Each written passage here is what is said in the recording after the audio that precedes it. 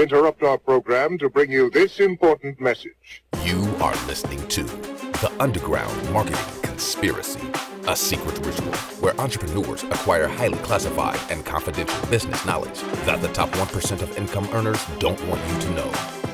And now, your host, Maddie Milligan. What is going on, my fellow conspirator and conspirators? Welcome to The Underground Marketing Conspiracy. Woo! So, apparently, an artist in Miami sold a banana that was duct taped to an art gallery wall. He sold this for $120,000. So, when I first heard about this, I cracked up, because I was like, who is this person that bought a banana for $120,000? How pretentious are they? How could they do this kind of thing? Like, why would they do this kind of thing? They must have so much spare income and so much spare money. And then I was like, all right, who is this artist actually that went out there and created this piece of art? Like, how did they come up with this idea, and how did they know that it would sell for this high amount of money? And heck, did they even think that? Like, how do you come up with the price of $120,000 for this piece of art? Was it them who put the price? Was it the buyer? Did they just randomly stick this thing to the wall and be like, all right, and then that person came up and they're like, hey, I'll buy this for, how much would you charge for this? And maybe they did say $120,000 and like, sold, and that was how the deal was made, and very quick transaction occurred. But after thinking about this, I'm like, all right, is a banana duct taped to a wall really art? So personally, in my opinion, no. I can't possibly imagine buying this for that price, let alone when I look at the material cost.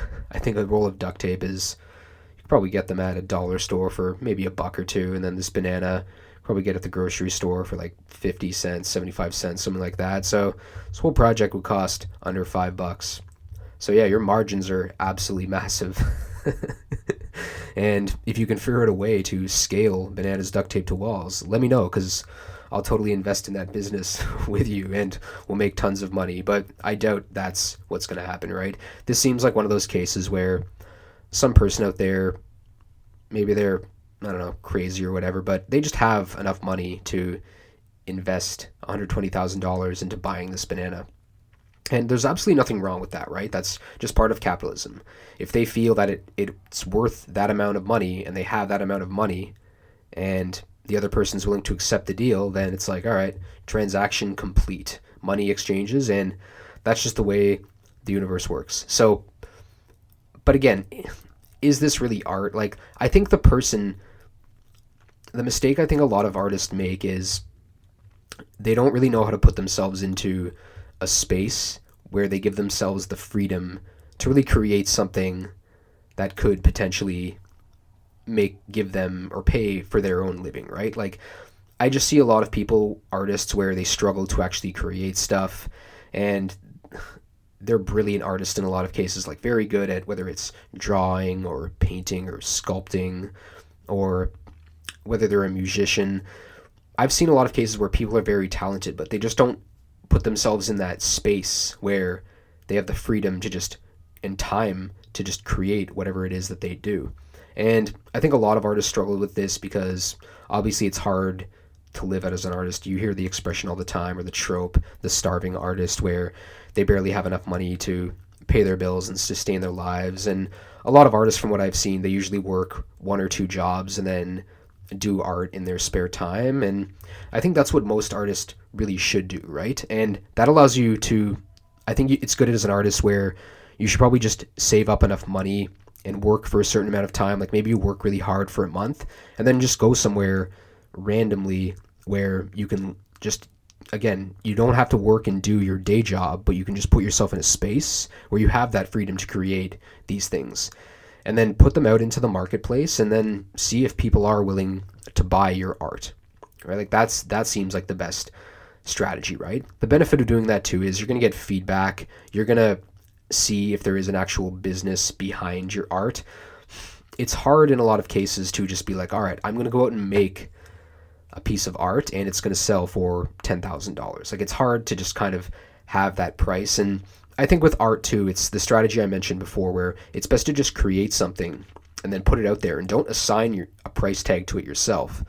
Let the market dictate how much they're willing to pay for that thing, right? Like, create the piece of art, put it out there, and then have them contact you and be like, all right, well, how much do you want to pay for this kind of thing? And figure out how much people are willing to buy. If they're like, oh, it's $5, you'd be like, oh, it's not that much money. But again, in this case, if it's like, hey, I'll spend $120,000 on this freaking banana that's duct taped to the wall, even though I'm really going to get nothing out of it because some other performance artist is going to go and eat it, then that's it, right? And art is definitely something, it's very hard to define as it is, right? I know there's been a lot of things where I'll love movies and other people hate them, or I'll see things where people dislike them and I'm like, really? Like, I thought that was kind of good, right? And I think in some cases, art, it's definitely hard to consume and it's hard to create in a lot of cases. And that's why, again, you should put yourself in a space where you have that freedom and the peace of mind to just do anything you want, right? I believe it's called The Flow State. Really great book. I totally recommend. This isn't just for artists as well. I'd recommend this as well if you're an athlete, if you're in business in general, whatever you do. There's a book called Flow by Mihai Csikszentmihalyi, and I totally recommend reading this book. It's probably one of my favorite books. A lot of other books quote this book, and he just talks about flow state where you just put yourself into this zone where time really doesn't exist and you give yourself the freedom to just create things. I know for me, one of my favorite ways to do this is I love fixing bikes, and it's something that I think, like, maybe when I'm 60 or 70, I'll just own a little bike store on the side of the road somewhere and let people just drop in and I'll repair their bikes for them. But when I just am building bikes or when I'm fixing things, it's like time doesn't exist, right? I like to just I don't really work with my hands necessarily that much, so this gives me a chance to just fix things and use my hands to create something as well, and it also improves my skill of just repairing bikes, and I learn something new every single time. And I think, again, Flow is a really great book I would recommend. Another great book I would recommend if you're an artist and you want to really understand the word value and you want to understand the word quality, I recommend reading Zen and the Art of Motorcycle Maintenance. Another one of my favorite books, very philosophical, very deep, introspective book. Definitely very, very, very dense. It's something you'll have to read a couple of times to really get it. But this is a book where he goes really deep into, like, what value is, right? And he shares a lot of the stuff I already talked about, where, again, value is in the eye of the beholder. What I think has quality or has value, that's going to differ from every other person based on their own personal background, based on their current position in life, based on where they ultimately want to go and their goals, right? But if you are an artist, again, I would recommend totally reading those books and figuring out a way where, again, you can give yourself enough space where you take a lot of the pressure off of yourself to actually create a piece of art that you could eventually maybe even build a business out of, right? But a lot of artists I've seen, like, they just do it as a side hustle, and that's absolutely fine. And I've seen a lot of artists where they love their full-time job, and then they have this little side business that makes them a little bit of money, and they're super happy. And realistically, whatever you do, if it makes you happy, then just go out and do it, right? If buying a banana duct taped to a wall for $120,000, like, if you spend that money and that makes you happy, even if just for a few seconds, then heck, go out and do it, right? But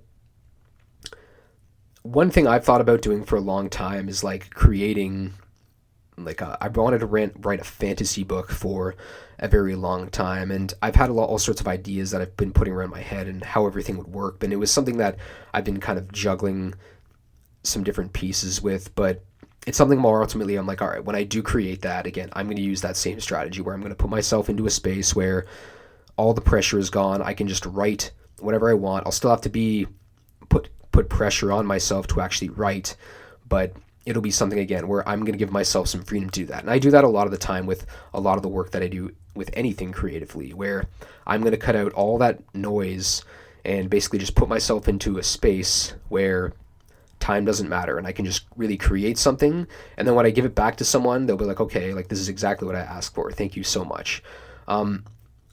There's a lot of really weird art out there, though, too. Like, I've seen a lot of random movies where they're almost too artistic too, and I think in some cases people are going to say they like those just because, again, they want to seem smarter than everyone else, and they just want to be very snotty and pretentious. And again, if that's them and that floats their boat, like, really no skin off my back, to be honest. It's going to be something where I'm like, it just didn't really float my boat, to be honest, right? I remember when I watched a couple of movies back in the day, like, I really liked the movie Being John Malkovich, and then the director of that movie, I think his name is Andy Kaufman, and he created a couple of other movies as well, like Eternal Sunshine of the Spotless Mind, and then he created this movie called Synecdoche, and I thought Synecdoche was like the weirdest freaking movie ever, and I watched it twice and I still didn't get it, but I have a friend who absolutely loves it. It's like his favorite movie, and again, this all boils back down to my point earlier, which was, again,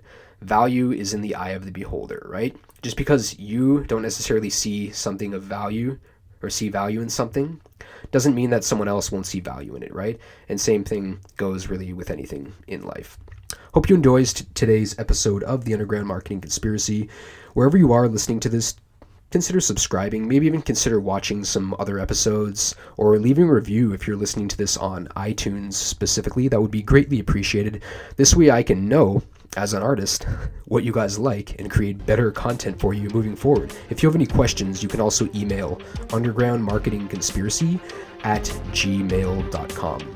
My name is Matty Milligan. I will see you next time on another episode of the Underground Marketing Conspiracy. Woo!